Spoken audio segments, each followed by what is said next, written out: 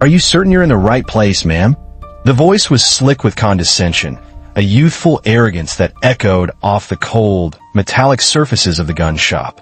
It belonged to Kyle, the store's owner, a man whose tactical vest seemed permanently attached to his torso.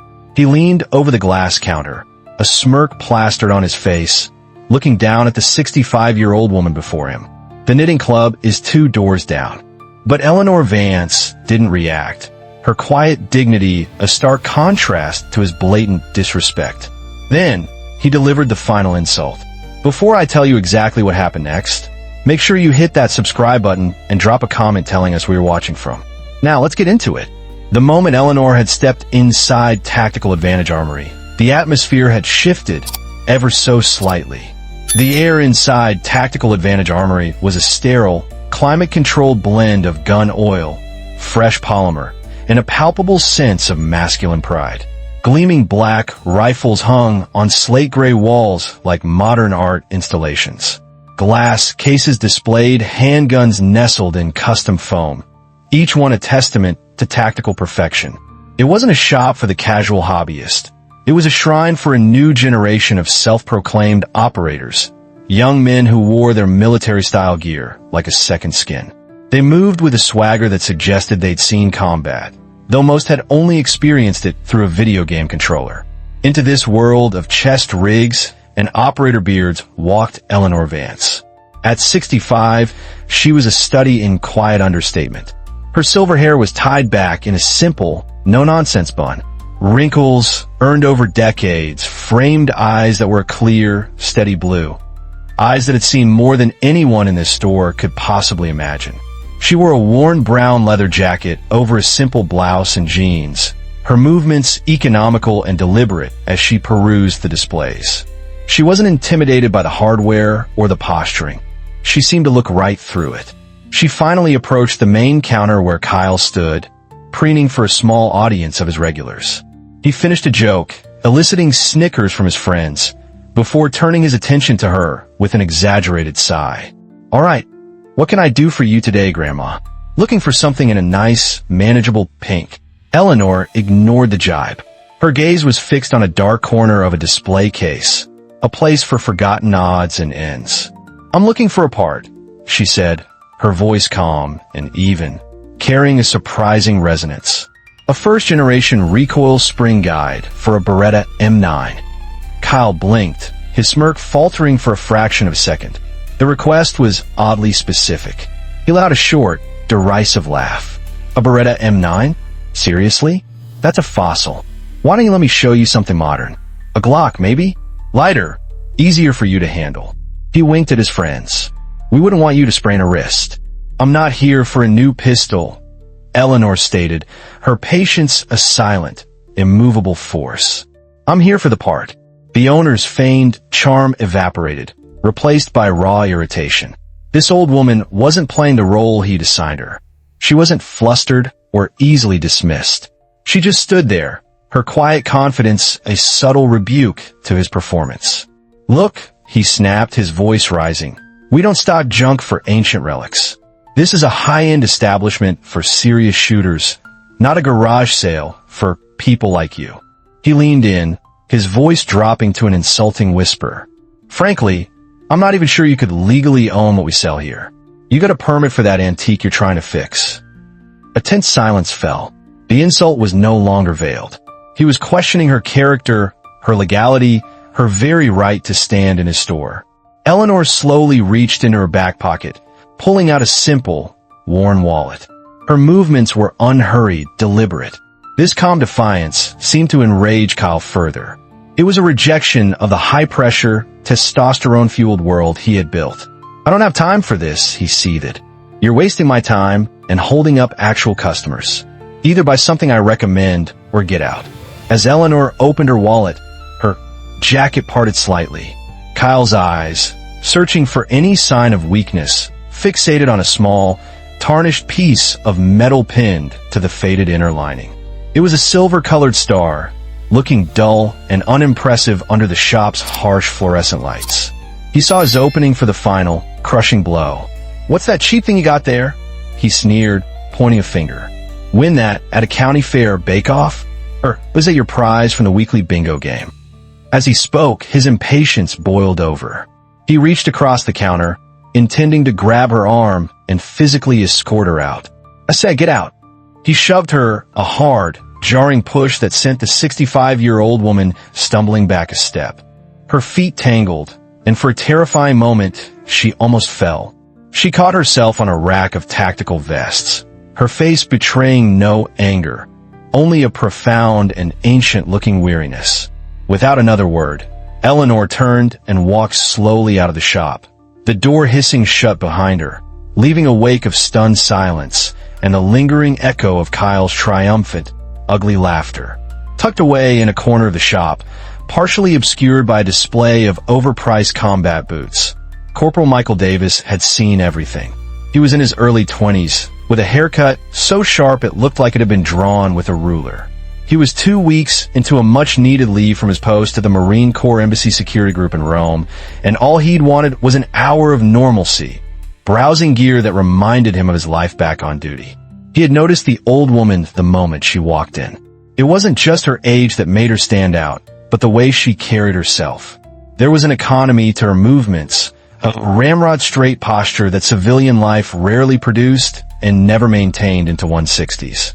He'd also clocked the faint, almost ghostly outline of a patch on the shoulder of her old leather jacket, a shape he vaguely recognized from the history modules he'd studied at boot camp. He had initially dismissed it as a coincidence. But as he watched Kyle's relentless, cruel assault unfold, a cold, professional anger began to build in his gut. He had seen ambassadors and foreign dignitaries treated with less respect, but he had never, in his entire life, witnessed an elderly woman being treated with such venomous contempt for absolutely no reason. When Kyle physically shoved her, something inside Corporal Davis locked into place. It wasn't hot rage. It was a cold, clear sense of duty.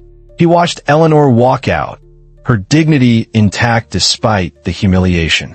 He watched Kyle puff out his chest, soaking in the admiration of his sycophantic friends.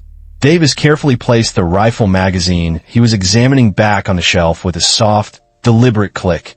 He walked towards the front of the store, his path taking him directly past the counter. He didn't say a word to Kyle. He simply gave him a look so devoid of emotion, so chillingly flat, that was more terrifying than any shouted threat could ever be. Then, he pushed the door open and stepped out into the bright, indifferent sunlight of the strip mall parking lot. He saw her immediately. Eleanor Vance was sitting on a concrete bench near the curb, her hands resting in her lap. She didn't look defeated or tearful. She was simply staring at the horizon, as if waiting for a bus that was decades late. Davis approached, stopping a respectful distance away. "Ma'am," he said, his voice quiet but clear. Eleanor turned her head slowly, her calm blue eyes settling on the young man. "Are you all right, ma'am?" Davis asked, his jaw tight with suppressed anger. She gave a slight, almost imperceptible nod. "Just catching my breath." "What he did in there?" "That wasn't right," Davis said, his voice low and intense. He hesitated for a moment, then committed. "That patch on your jacket. The outline. Is that?" "First Marine Division." A flicker of surprise, the first real emotion he'd seen from her, crossed Eleanor's face. "You have a good eye, son. It's been a long time since anyone's recognized that." Davis felt a jolt, as if a circuit had just been completed. First Marine Division, and judging by her age, she wasn't from a recent conflict. This was living history. He pulled out his phone. "Ma'am, with your permission, I'd like to make a phone call. I think some people would want to know about how you were just treated." Eleanor looked at the young Marine, at his earnest, angry face. She glanced back at the gun shop, then met his eyes again. She gave another slow nod. "Do what you feel you need to do, Corporal." Davis stepped a few feet away and dialed a number he knew by heart. It wasn't 911. It was the duty phone for his old unit's gunnery sergeant back at Marine Corps Base Quantico, less than an hour's drive down the highway. The phone was answered on the second ring. The voice on the other end pure gravel and authority. "Gunnery Sergeant Reed." "Gunny, it's Corporal Davis." "Davis? What do you need?" "I thought you were on leave." "I am, Gunny, but I'm at a gun shop off the highway, Tactical Advantage Armory. And you're not going to believe what I just saw. Quickly and professionally, Davis recounted the entire incident. His voice was a low, tight chord of controlled fury as he described Kyle. The sexist insults, the mockery of the medal, and the final, unforgivable physical shove. He ended with the most critical details. Gunny, the woman he threw out, she's an old-timer, wearing a 1st Marine Division patch. Her name is Eleanor Vance. She's a retired sergeant major. There was a profound, dead silence on the other end of the line. For 5 full seconds, the only sound was the faint crackle of static. When Gunnery Sergeant Reed finally spoke, his voice had lost all its gruffness. It was replaced by something else, something Davis had never heard before. Say that name again. Corporal Eleanor Vance, Gunny. Sergeant Major, retired. Another pause, this one charged with unspoken history. Then the command came, sharp and absolute. Stay right where you are, Davis. Do not let that woman leave. I don't care what you have to do. Offer to buy her lunch, talk about the weather, stand on your head. Just keep her there.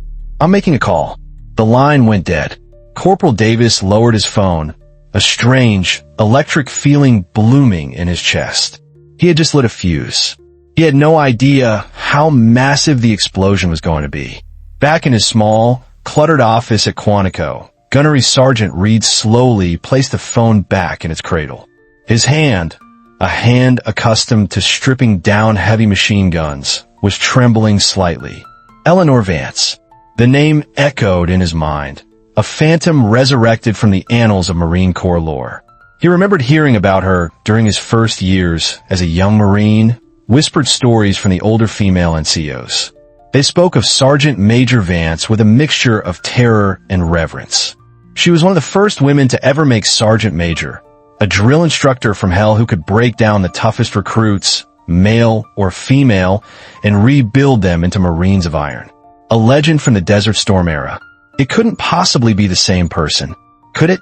Gunny Reed didn't bother with the standard chain of command. He didn't call a captain, a major, or a colonel. Time was a luxury he didn't have. He strode out of his office, his boots thumping on the linoleum with a velocity and purpose that made junior Marines flatten themselves against the walls as he passed. He marched directly to the headquarters building, past the polished brass and solemn portraits of past commanders. He didn't slow down until he reached the imposing oak door of the base commander, a 2-star general. He knocked once, a sharp, authoritative rap that brooked no delay, and entered without waiting for permission. General Hayes, a man who had commanded troops in the streets of Fallujah and the mountains of Afghanistan, looked up from his desk, his eyes narrowing at the severe breach of protocol. Gunnery Sergeant. Sir, my apologies for the intrusion, Reed said, snapping to a rigid position of attention. But I just received a call from a Marine on leave. He's at a civilian establishment in town. Sir, he's with a woman named Eleanor Vance. The general's expression remained impassive, but a flicker of recognition, a slight tightening around his eyes, betrayed his interest. He swiveled in his high-backed leather chair and typed the name into a secure terminal on his desk. He stared at the screen for a long, silent moment. Reed, standing at parade rest, could just make out the top line of the file that appeared. Vance, Eleanor J., Sergeant Major, read. Below it was a list of commendations and service records, so long and so heavily redacted, it was almost comical. But a few key phrases shone through the black ink like beacons in the dark. 1st Marine Division, Operation Desert Storm, Conspicuous Gallantry, Purple Heart, Silver Star, and another, higher award whose name was obscured, but whose gravity was unmistakable from its placement at the very top of the list. General Hayes slowly turned back to face the gunnery sergeant. His face, usually weathered and ruddy, was pale. Where did you say they were, Gunny? His voice was low, almost a whisper. Tactical Advantage Armory, sir. The Marine reports that the owner just physically assaulted Sergeant Major Vance and threw her out of his store. The general stared at Reed for another beat, his expression hardening into something resembling cold granite.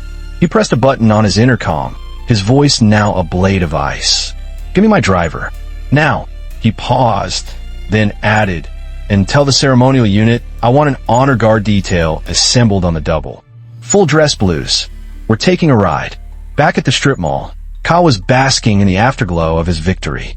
He was regaling his friends with an embellished version of the encounter, painting himself as a vigilant business owner protecting his establishment from a potentially unstable, senile old woman. He glanced out the large front window and saw her still sitting on the bench, now in conversation with a clean-cut young man who had been in the store.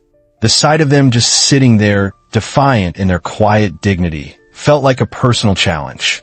His ego, still soaring from his perceived triumph, demanded a final act of dominance. He stormed out the door, his two friends trailing behind him like pilot fish. He marched directly up to the bench, planting himself in front of Eleanor, his shadow falling over her. "I thought I told you to get lost." He spat, his voice laced with venom. "This is private property. If you're not gone in 60 seconds, I'm calling the cops and having you arrested for trespassing." He leaned in closer, his voice dropping to a nasty whisper.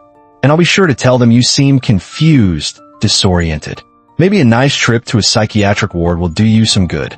Corporal Davis shot to his feet, instantly placing himself between Kyle and Eleanor. "I think you've said enough," he said, his voice dangerously quiet. Kyle scoffed. "And who are you? Her grandson? Get out of my way before I have you arrested too." It was then that the sound began. A low, distant rumble that grew steadily, insistently louder. It wasn't a passing truck or a police siren. It was deeper, more resonant. It was the sound of multiple heavy-duty engines moving in perfect, disciplined unison. Kyle and his friends turned to look down the road, their bravado momentarily forgotten. Coming around the corner wasn't a police car. It was a convoy. Two gleaming black sedans led the way, followed by two olive-drab Humvees whose imposing frames seemed to suck the light out of the afternoon. They moved without sirens or flashing lights, but with a disciplined, inexorable momentum that was far more intimidating. They swept into the strip mall parking lot, their tires crunching on the asphalt, and formed a perfect, silent semicircle, effectively blockading the entrance to Tactical Advantage Armory. The scene was so surreal, so out of place, that traffic on the main road began to slow as drivers gawked. Kyle's jaw hung open, his face a canvas of confusion and a dawning, sickening horror. The vehicle doors opened in perfect unison. From the Humvees, a dozen Marines in immaculate dress blue uniforms disembarked. They moved with a chilling, silent precision, forming two perfect ranks that faced the bench. Each Marine was a picture of military perfection, from the gleam on their shoes to the crisp white of their gloves.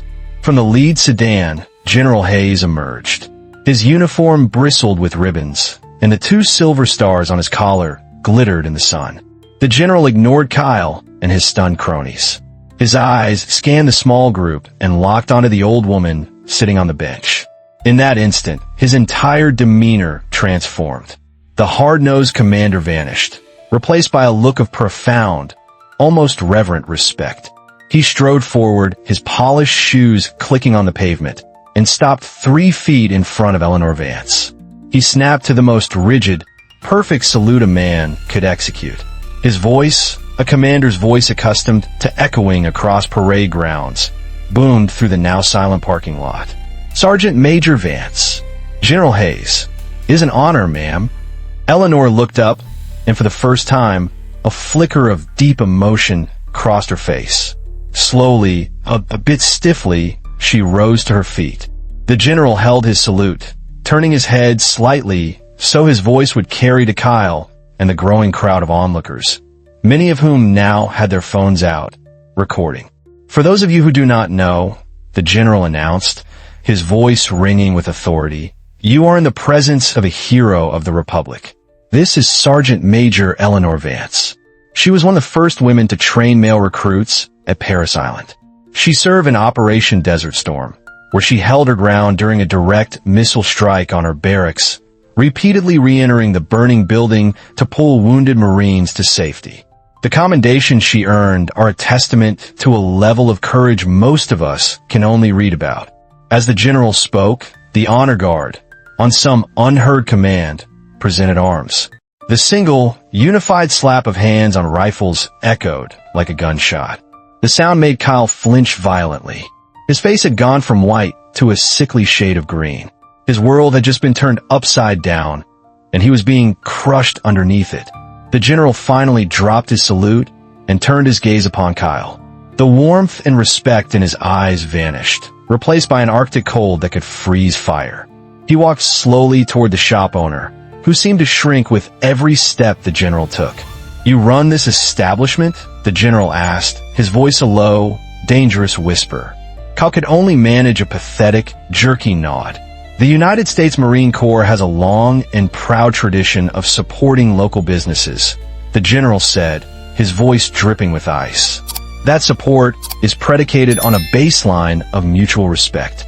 Today, you failed that test in a spectacular fashion. You took a woman, a giant, whose boots you were not worthy to polish, and you treated her like trash. He paused, letting the words hang in the air like smoke. As of this moment, Tactical Advantage Armory is officially and permanently blacklisted. No active duty personnel from Quantico or any surrounding installation will set foot in your store. I will personally see to it. You have disrespected a living legend, and in doing so, you have disrespected the entire United States Marine Corps. Just then, Eleanor stepped forward, placing a gentle hand on the general's arm. "General," she said softly, "that's enough." She turned and looked at Kyle, whose eyes were wide with terror and shame. There was no anger in Eleanor's face, only a deep, abiding sadness. "The things you sell in that store," she said, gesturing with her head, "they're just tools. They don't make a person strong or brave. That comes from in here." She tapped her chest gently. "Respect isn't something you demand because you've got the latest gear. It's something you give freely, especially to those who have come before you." As she spoke, her jacket fell open again, revealing the tarnished silver star. The general's eyes were drawn to it. In that moment, a different memory flashed in Eleanor's mind, not of receiving a medal, but of giving one. She was younger, kneeling in the sand and chaos of a makeshift aid station in Saudi Arabia. She was pinning her own, newly awarded Silver Star onto the uniform of a young private, a boy no older than 18, who lay still and pale on a stretcher. He had thrown himself over a faulty grenade during a training exercise, saving Eleanor and 2 others. He died before the commanders could award him his own medal posthumously. So, Eleanor had given him hers. The star she wore now, the one Kyle had called a bingo prize, was a replacement. It wasn't a trophy of her valor, but a humble reminder of another sacrifice. The fallout was swift and brutal. The videos went viral. The story was picked up by national news. Tactical Advantage Armory's online presence was obliterated by a tidal wave of 1-star reviews. Kyle's serious shooter clientele, many of whom were veterans themselves, abandoned him overnight. Within 3 months, he was bankrupt. 6 months later, a man who looked a lot like Kyle, but without the arrogant smirk, was stocking shelves in a supermarket. He looked up and saw a familiar figure, Eleanor Vance, pushing a shopping cart. Beside her, walking with a proud, straight back, was a sharp-looking young female Marine, clearly a student under Eleanor's mentorship. Kyle froze, wanting to disappear. Their eyes met. He braced himself for a look of contempt. He got none of it. Eleanor Holt simply looked at him and gave a short, simple nod, a nod of acknowledgement. Then she continued down the aisle, her quiet lesson echoing in the silent space between them. The story of Sergeant Major Eleanor Vance is a profound reminder that true heroes rarely advertise their greatness. They walk among us, their courage veiled by humility and the passage of time. True strength isn't measured by the gear you carry, but by the character you possess and the respect you give to others, regardless of their age or gender. Have you ever misjudged someone based on their appearance, only to be proven completely wrong? What would you have done if you were Corporal Davis and witnessed that injustice? Do you think our society does enough to recognize the quiet, unassuming heroes who live in our own communities every day? If this story reminded you of the importance of respect and honoring our veterans. Hit that like button and subscribe for more stories about true courage and quiet strength. Share this with someone who believes in looking past the surface to see the hero within. We read every single comment. More stories about incredible veterans and moments when justice was served are waiting for you on your screen. Watch those next, and we'll see you tomorrow with another story that needs to be told.